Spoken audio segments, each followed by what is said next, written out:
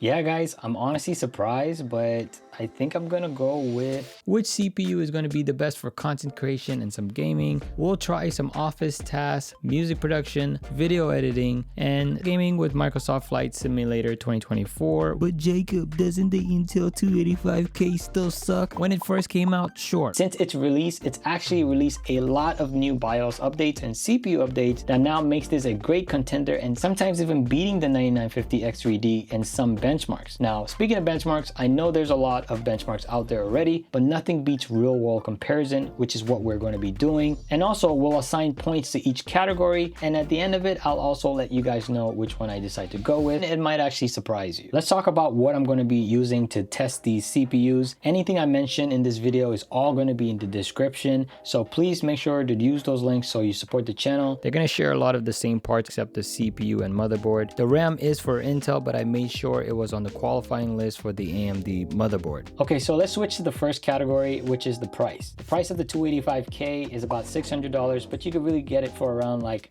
$580. And the 9950 X3D, it is newer, so it is $700. I got the 285K for about $430. I did like a $20 price match. Best Buy also had it for like $20 cheaper. And also I had a $150 gift card. So I got about $190 off the MSRP. With the 9950 X3D, I stood in line on launch day. Really didn't have to. I thought we were gonna sell out. I did stand in line and I did pay the $700 premium. Taking all the discounts away, both of these high-end CPUs are very, very expensive and about $100 apart. So they shouldn't get any points for this, but we'll just give it to them for just, I guess, being expensive and great. So before we do some tests, here are the specs, and I do want to highlight some unique things each of these CPUs have. Talking about the 9950 X3D, it has USB 4. USB 4 actually kind of still has Intel a part of it. They have now given some USB 4 ports to have Thunderbolt compatibility. Also with the AMD side, they tend to have more PCIe lanes, so then maybe you could plug in 2 Gen 5 NVMe drives on your motherboard. However, there is a catch. If you do that, your bandwidth, instead of being X16 on your GPU, it more likely would be X8. And when it comes to the cache, this is where the 9950 X3D has all the hype. The CPU cache kind of works like RAM, but instead of traveling all the way from the CPU to the RAM, it basically is the RAM, but more situated within the CPU. So it takes less time to travel, hence less latency and also better performance. And this is where the 9950 X3D shines, because it has L1 1.3 megabytes, L2 is 16 megabytes, and then L3 is 128 megabytes, making a total 144 megabytes cache for L2 plus L3. And the 285K definitely much lower, so making a total 76 megabytes for L2 and L3. So you could see that 9950 X3D definitely wins there. But does this really matter a lot? Yes and no. Not all applications could take advantage of the extra cache, but in gaming, this is just butter. Like, there's nothing that beats it. And when it comes to Intel side, of course, it has Thunderbolt 4, and a lot of new motherboards now also have Thunderbolt 5. Also, another huge one is QuickSync, and that is supposed to help with better encoding and decoding of a lot of video formats. And as we learned with the new GPUs, the 5000 series could also do encode and decode, which now allows AMD to compete in this area. But later on, we'll see why it's still better to have QuickSync plus a 5000 series card versus AMD and a 5000 series card. And another one, not too big for me at the current moment, but it has an AI NPU. If you don't do any kind of AI processes, you're not going to benefit from this. So let's kind of do a roundup of this spec round. When it comes to the number of cores, AMD kind of wins because it also has hyper-threading and all cores are performance cores. When it comes to the base and boost clocks as well, AMD wins because it has a better, higher minimum clock. And when it comes to the cache, of course, AMD wins with 144 megabytes, L2 and L3. So, but when it comes to the connectivity aspect of it, the Thunderbolt is going to be a lot better because it does have Thunderbolt 4 and 5, especially for creators. This is a huge win for you. And then QuickSync also has the better video encode and decode, and then also the AI NPUs. Both of the CPUs bring a lot to the table here. So for this round, they will both get the point. So let's talk about temps. A quiet build is very important to me, so I needed to care about temps. The hotter your system gets, the more likely you're gonna hear your fans keep kicking in, even with curves around 80°C. And I literally get sick of it turning on and off, and it gets really distracting while working. I was actually surprised to see that the 9950X3D runs all 20 degrees hotter, 20 degrees. Roughly 60 to 80 C is what I get with the 9950X3D. And sometimes it kicks in with super light tasks, whereas the Intel, I roughly get 40 to 60 C and barely ever spikes. The only time the fan kicks in is when it makes sense, when you're probably doing things like export or heavy CPU testing. But other than that, I hardly ever hear the fan kick in. So if we were to do a roundup, of course, I know these are strong CPUs and sometimes they should be running this hot, but I have to give it to Intel for being able to have good performance, even sometimes better than the 9950X3D, and still not be as hot. And honestly, this could also be because they learned their lessons from the 13th and 14th gen, and I've owned both of those CPUs, and I cannot say they were cool at all. They were definitely hot. All right, so let's finally start in productivity. We're gonna start with the 7-zip compression and decompression. So I put to test a 10 gigabyte video file. Starting with compression, the 285K did it in 2 minutes, 15 seconds. The 9950X3D did it in 2 minutes, 20 seconds. That's about 2% faster, so that's within the margin of error, so I'm just gonna call this one a tie. And then when it came to decompression, the 285K did it in 38 seconds. The 9950X3D did it in 47 seconds, so about 24% faster from Intel, which is about 10 seconds faster if we put it together. So the next part of the productivity test is using Adobe, Excel, and Word. These programs are pretty essential for one of my businesses. Sometimes clients are sending in pages that are scanned or maybe pictures of their documents and I can't copy and paste. This is where OCR comes in, where I can convert these scanned documents and pictures into a readable text document, so then I can copy and paste. So I created 100 pages of scanned documents and pictures and see how fast these CPUs could basically do this task. And it's very heavy on the CPU as well. With the 285K, OCR conversion was done in 50 seconds and the 9950X3D did it in 57 seconds. So about 14% faster with the Intel. And then the next part of the test, I dropped in another 100 pages of scanned documents. So this was after the conversion has been already done. And so I added a fresh new batch. They were both done in 18 seconds. And then the last part of the test, I dragged in a Word document within the PDF. So it's going to convert it to a PDF. And that took about 18 seconds. So to round up this round, Intel did win the first part of the test. And the last two, both CPUs scored the same. So we have to give a point to both of this. Next, let's talk about connectivity. Since I'm a creator, obviously connectivity is a big one. I wanted to answer two questions. One, since I do have Thunderbolt peripherals, will these Thunderbolt peripherals work and function the same as USB 4? Because a lot of the AMD side motherboards are all USB 4. Intel does more of the Thunderbolt because that's their technology with Apple. And then the 285K also, they're now starting to roll out with Thunderbolt 5. So the second question is, will I be missing out if I don't go Intel with Thunderbolt 5 speeds? It is very important to mention with the Thunderbolt, it's actually good technology because it's stricter and it makes sense. It's basically making sure that creators always get the best. For example, with Thunderbolt, it does have things like Thunderbolt Share, where you could connect two Thunderbolt devices, like two computers, and share documents literally without needing an external hard drive. You also get consistent 40 gig bandwidth speeds, and now with Thunderbolt 5, it's double, so now it's 80, and then you could even push it up to 120 gigabit speeds. Daisy chaining, so you could connect multiple monitors literally just by using one cable from your computer. So these are all things that I definitely could benefit from. USB 4, on the other hand, is more like a standardized cable that should have some of these similar things with Thunderbolt. However, there are no promises, there's no rules, everybody for themselves really, and the cable and technology may not be up to par. So the USB 4 supports like 20 to 40 gigabit speed, standard data transfer speed, PCIe, DisplayPort is all optional if even.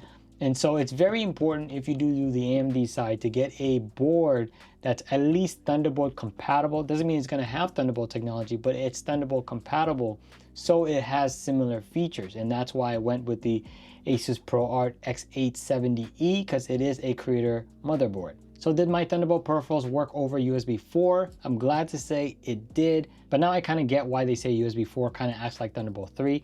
It's because all the features kind of act like Thunderbolt 3.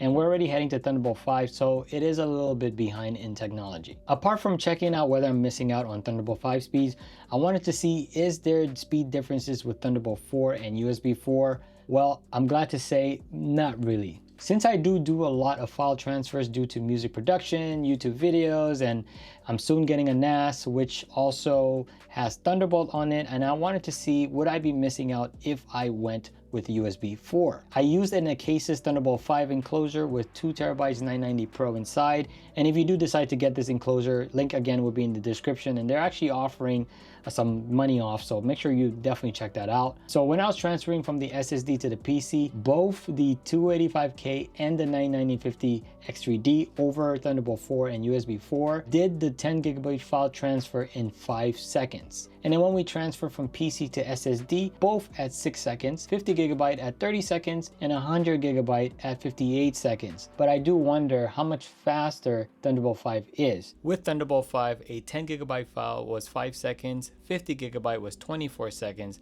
and 100 gigabytes was 45 seconds. Where we do see differences is when we go the other way around. So from PC to SSD, the 10 gigabyte was done in 8 seconds, 50 gigabytes in 21 seconds, and 100 gigabytes in 39 seconds. But I will say with the 100 gig, it kind of did make a difference. It's almost 30 seconds faster. So once again, this is more for data transfer, and you also need to have devices that are Thunderbolt 5 compatible. So currently with the enclosure we use, there wasn't that much of a difference. However, with Thunderbolt 5, it also comes with increased bandwidth, and that one, definitely there will be a difference, especially with a Thunderbolt 5 dock. Now you could plug in more peripherals without hitting the bandwidth limits. I also wanted to see how fast transfer speeds were going to be with a CF Express A card from my camera to the PC.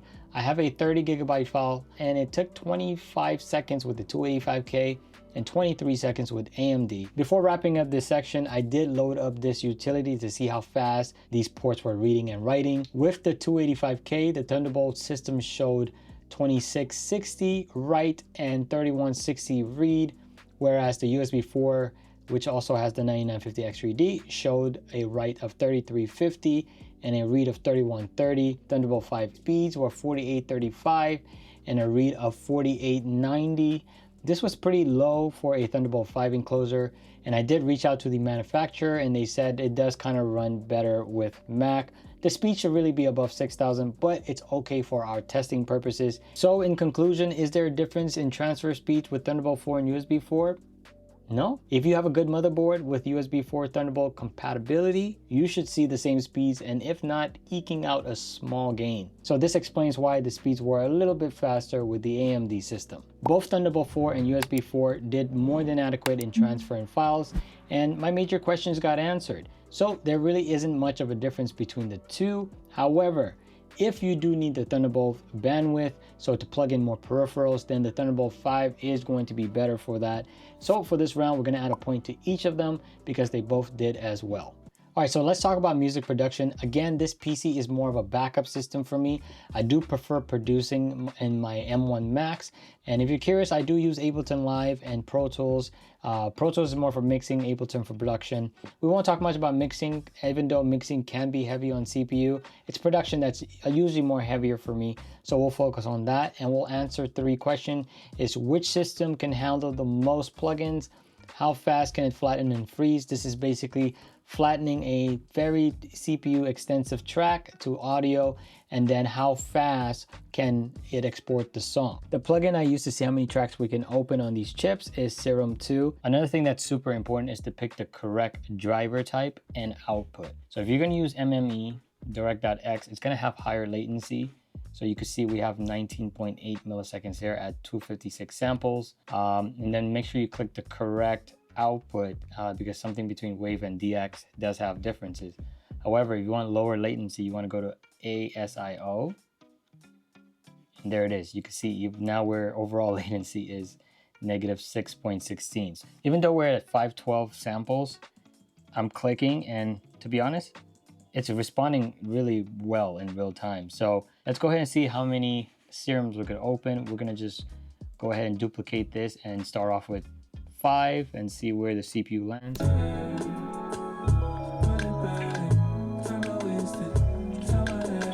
So we jumped to around 30%. Okay, no fans on yet. Let's go to 10. Okay, 33. That's the highest I've seen. All right, let's go 20.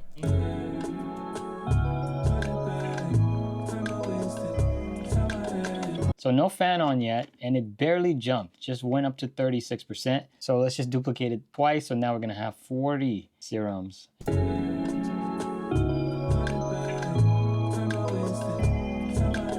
Oh, my fan turned on.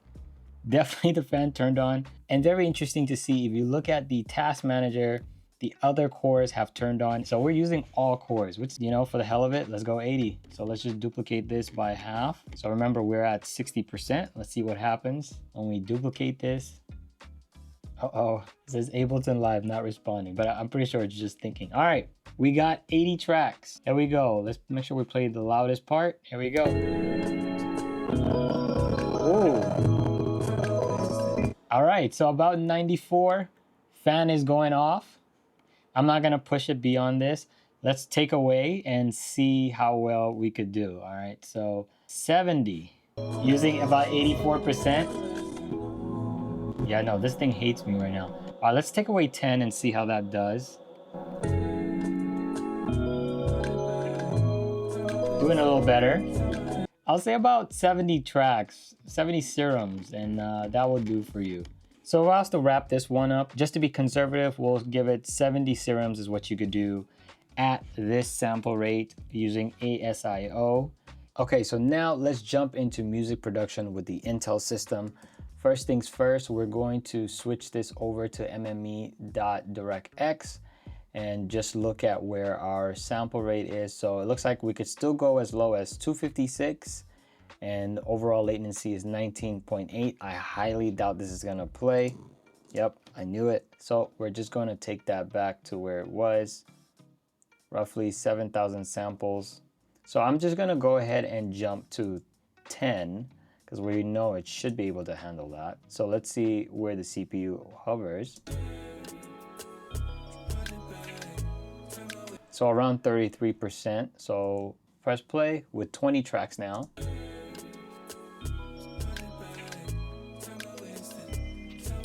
All right, since it says it could handle it, let's go ahead and duplicate this to 40 tracks. Okay, so we're around 80%, and it looks like the cores are, some of them are still parked. That's pretty crazy that we still have some parked cores. Since they're parked, let's just jump it all the way to 60.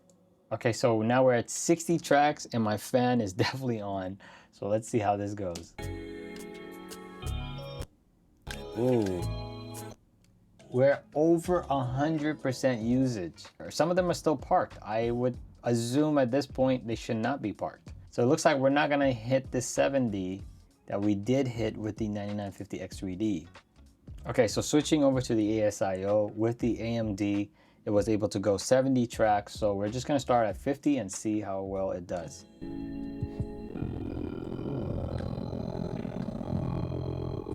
Not good at all. So we're gonna actually take away tracks. So under the MME DirectX audio driver, because the audio drivers does matter, the 285K could only open 55 tracks before the CPU was giving up, while the 9950X3D did it in 75 tracks before the CPU was giving up. And then with ASIO, which you should use if you want lower latency, the 285K did 45 tracks, and the 9950X3D did 70 tracks. So for this one, the 9950X3D takes the win. So next we're gonna do is flatten and freeze. So if you don't know what that is, basically it converts the MIDI channel into an audio, which in turn should be lighter on the CPU. The 285K froze the track in 1 minute 25 seconds. This is very, very long. And then with the 9950X3D, it did it in 1 minute 45 seconds, which is almost 2 minutes, guys. This is a big no-no. My M1 Max is not even doing that. So the Intel did it 14% faster, and so the win goes to Intel, even though both of them are, that's just not acceptable. And then for song export, the 285K exported the song in 47 seconds, and the 9950X3D did it in 1 minute 1 second. So about 23% faster and with Intel. So Intel does win that round as well. So let's round up the music production side. The Intel won the exports likely because of the good single core performance. And the 9950X3D won more on the higher track count because it has good multi-core performance. So what's more important between the two? I would actually think having a higher track count is a lot much more faster exports, if you ask me. You're obviously willing to sit down for 10 minutes of an export if you have a fire song. But if you can't even afford to have 5 tracks open, then you can't make a fire song. And obviously I'm exaggerating, but you get the point. So I would say for this round though, they both did well for exports, because it also could be important for other people versus how many tracks. So then they both get a point on this round as well. Now let's talk video editing. This is probably the biggest reasons of them all with building this system. The 285K has QuickSync, which allows for H.264 encode and decode and other formats like ProRes. And with the 5000 series cards, it's supposed to now make AMD a competitor against QuickSync, no longer needing QuickSync. However, from my tests, QuickSync plus the 5080 GPU we use was probably one of the best editing experiences I've ever had. Whereas AMD with the 5080, it wasn't as flawless. It works, but not as good as QuickSync plus the 5080. So first thing is, let's open this short I did. So when checking the settings, you know, I'm always gonna have a graphics card in there, like I said, but for right now, I'm only gonna put decode with the AMD. And so I turned off the NVIDIA purposely just to see how well it does using only the AMD system. So here we go. Yeah. Yeah, it's working pretty well. No drop frames. So let's go ahead and try some effects. So if you just hover over some of these, you can see it in real time. And I'll be honest, you gotta have a strong CPU to see these things in real time. I could even hear my fan going off. That means it's thinking. So the 9950X 3D, it's working pretty well. Like it's still doing some thinking, but it's really doing its job. I will find it a little annoying though that the fan keeps coming in and out. So let's drag something like disarrange and see how well it works.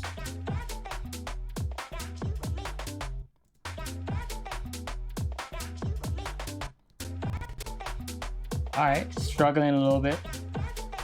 Not a lot, it just needed to think. Let's try the one right below that. It's called elastic rubber. So task manager on, and wow, look at that. That is heavy. Like we literally have all cores working. And we're using about 50% CPU. And even though I said we should be using the AMD, it looks like it's still sleeping, and still the 5080 is doing a lot of the work.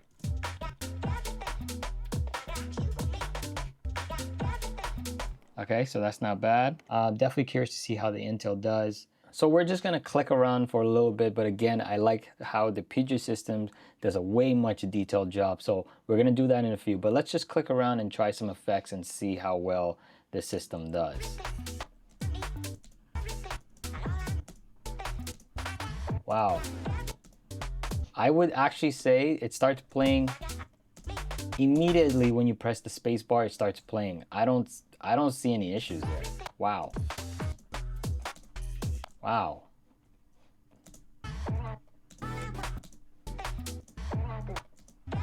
I would say it's a little more responsive, but I don't know. I'll have to look back at the video and see head to head. But let's try to add some effects and just see how this system does. Wow. Is this the fusion effects? Wow, guys. Like, so with the 9950X 3D, when we were hovering over the fusion effects, it was not loading in real time, like really fast. It was still thinking, you know? But so far, with the Intel system, there's almost no thinking. It's like immediate. Wow. Like, do you guys see this? Yeah, that's really, really impressive. We did not have this with the AMD. Okay, so let's just drag an effect and see how well it does. Okay, so a little stutter there, but it was very fast. Let's try the elastic rubber. Let's switch it out.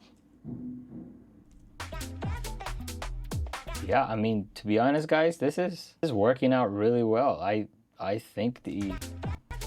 Okay, so a little stutter there. So maybe the first time you play it, it'll stutter, but after that, it's gonna be fine. While I was editing with the 285K, the machine felt a lot more smoother and snappier. As soon as I pressed the space bar to play the video, it literally just went right in. And then when I do ripple delete, it felt fast and snappy. Versus the 9950X3D, it has a millisecond to a second. Like, you actually feel the delay. It starts feeling like it's trying to catch up with what you're doing, especially if you know hotkeys really well. It feels like it's trying to catch up. And with the ripple delete, it's very, very noticeable that it took a while to ripple and delete. Another big thing to consider are temps. The temps are relatively high, around 50 to 60, and the fan's barely spiking with the 285K. With the 9950X3D, I found the CPU to be very hot, around 65 to 80 C, and so my fans will keep going off. Now, I did do an export on both of them. They both finished at 37 seconds, and that's with the NVIDIA 5080, so there was no difference there. I didn't really care to compare them with just the iGPUs because most likely, if you're editing 4K, it's not gonna even be able to hold up. Maybe the QuickSync can, but not as good as if you put a dedicated graphics card in there. Another really good benchmark that I think is worth it is the Puget Systems benchmark for DaVinci Resolve Studio. It basically does the editing and also tries different codecs just to see how well the CPU and also the GPUs can handle the video footage. Only testing the iGPUs, meaning only the internal GPU was being used, the 285K scored 12,599 and the 9950X3D scored 11,253. So you can see QuickSync does make a difference. The long GOP score is what I cared about most. That's the H.264 10-bit 422. The Intel did a score of 164 and the AMD did a score of, you won't guess it, 108. That's a 52% difference. No wonder I was able to feel the difference literally while editing. I did rerun the test now using the iGPUs and also the NVIDIA, and the results were a little bit different. With the long GOP, AMD did 130 and Intel did 152. So that means Intel is still ahead by 17%. The overall score is 12,001 for AMD, and the overall score for Intel is 12,574, about 5% ahead. So to round up this round, a quiet system is what I really care about, because again, with the AMD, the fans kept spiking, and with the Intel, there were some spikes, but it wasn't as often as the AMD, and also QuickSync actually does make a difference. So for this round, the point, without being said and very obvious, goes to Intel. All right, so let's talk about gaming. Like I said, I play Microsoft Flight Simulator, and the rest of my gaming experience is on the PS5. So I do know to benchmark better the CPU. It's to play at lower resolution, so like 1080p, but it's a flight game. You don't want to be playing at 1080p. You want the best resolution, so playing in 4K to see the best sceneries. And I do know I do need a strong graphics card, so like a 5090, but unfortunately, as we all know, it's very hard to get that GPU right now. So I'll just rock with the 5080, which is still hard to get, but I am going to put the settings on ultra, no frame gen, just raw CPU and GPU performance, and then we'll also fly it over New York City. Why New York City? If you know anything about that game, that's a CPU intensive scenery, so that's the best place to test which CPU is going to do better. First things we want to check is all our settings. So ultra performance is there. Want to make sure there's no frame gen on. So yes, it's off, and I think we are good to go. So here we go.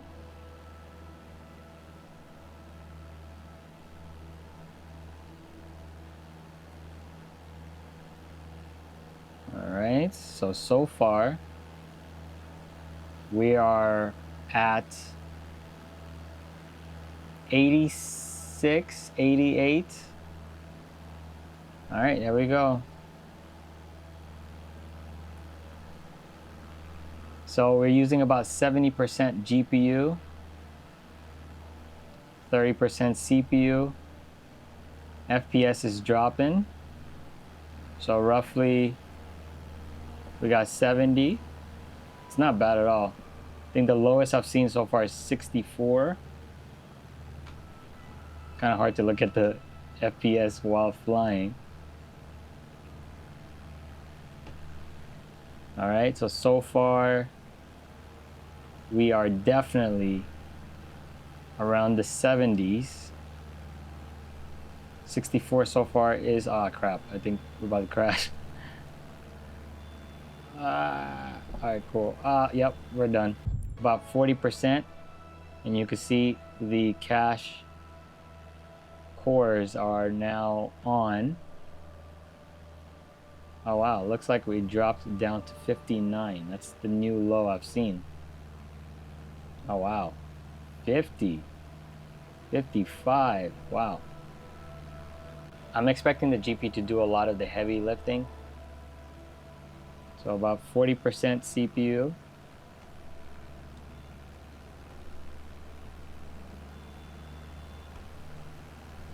All right, so I guess we have a new low of where to fly. Let me mark this area because it looks like this area dropped the CPU pretty much. We're getting about the same FPS with the AMD. So AMD really isn't so much of a benefit for 4K gaming. When it comes to 4K gaming, a lot of these CPUs will be around the same. For my purposes, there's really no benefit going with the 9950X3D over the Intel. However, there is no doubt that both of them are doing pretty well. So yeah, it looks like the lowest I went was 53, and then we got 67 or so around here. One thing I do love about the Intel system is the fan isn't going off like crazy.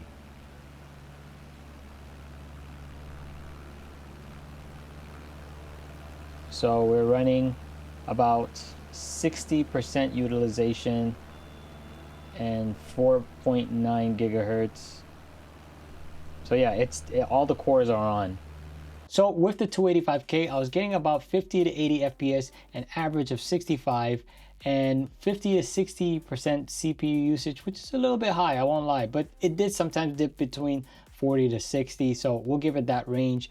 And with the 9950X3D, it was again 50 to 80 FPS, just as the same as Intel, an average of 65, but this time around 40% usage. So definitely better usage there. I won't lie, I was really disappointed to see that I got the same FPS with the Intel. So that means the 9950X3D cache for 4K gaming, at least in Microsoft Flight Simulator, made no difference. And I have noticed that with a lot of benchmarks with Microsoft Flight Simulator, the high-end products don't really make so much of a difference because the game is very, very GPU intensive. Now I do want to mention with both CPUs, at times I did get some jitters. And again, this could also be because I have the max settings on all these CPUs, and then the GPU should be really a 5090. But the jitters shouldn't bug you because you're not going to be flying over New York every single time. And even if you do, it's just temporarily. I was kind of provoking it to jitter by just flying through the buildings, and I don't think you're going to be doing that.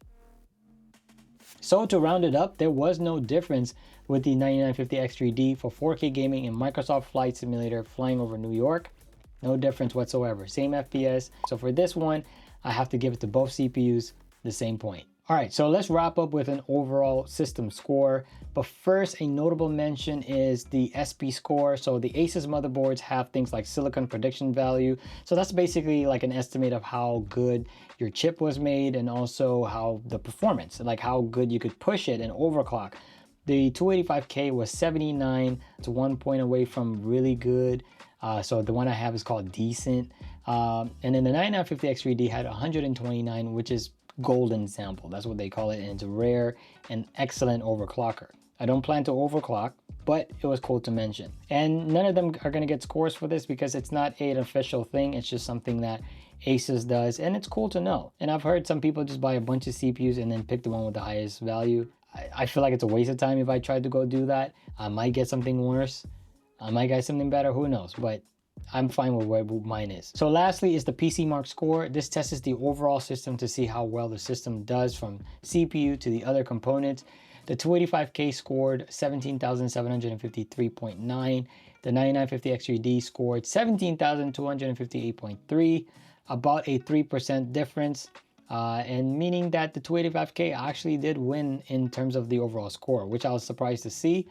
But we won't assign points to this round because, again, this is probably still within the margin of error, so there's no point trying to give points here. So guys, which CPU am I going with?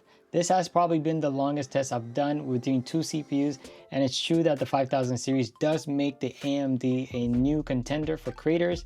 And I think both of these are obviously great CPUs now, especially with a lot of the new updates Intel has done. So which one am I going with? I can't believe it, but I'm going with Intel. I agree, when the Intel 285K first came out, it was bad and not up to par. They kind of just did what many tech companies are doing. They're just releasing things and worrying about to fix this later, just to get ahead of competition. Sadly for Intel though, AMD was watching them and they won. They won a big share.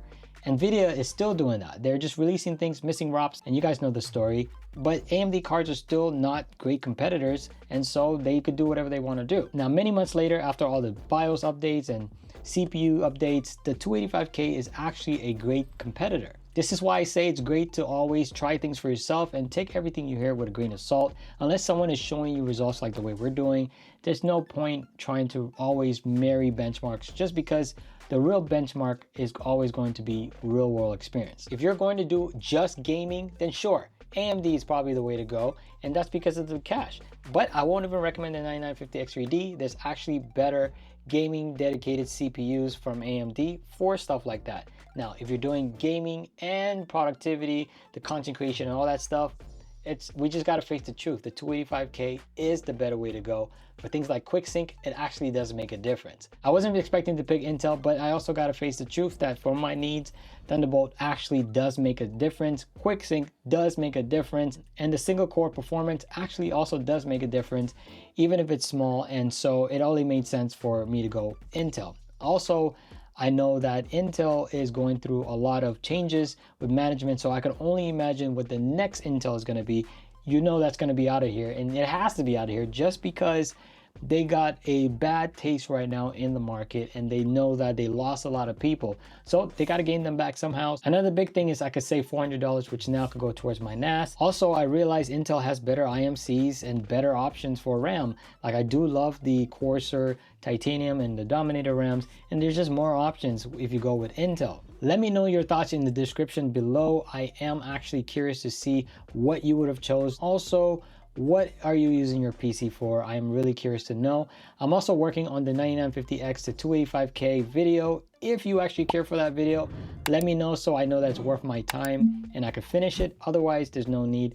But anyways, guys, don't forget to hit the like button and subscribe. Watch this next video, and I'll see you guys on the next one.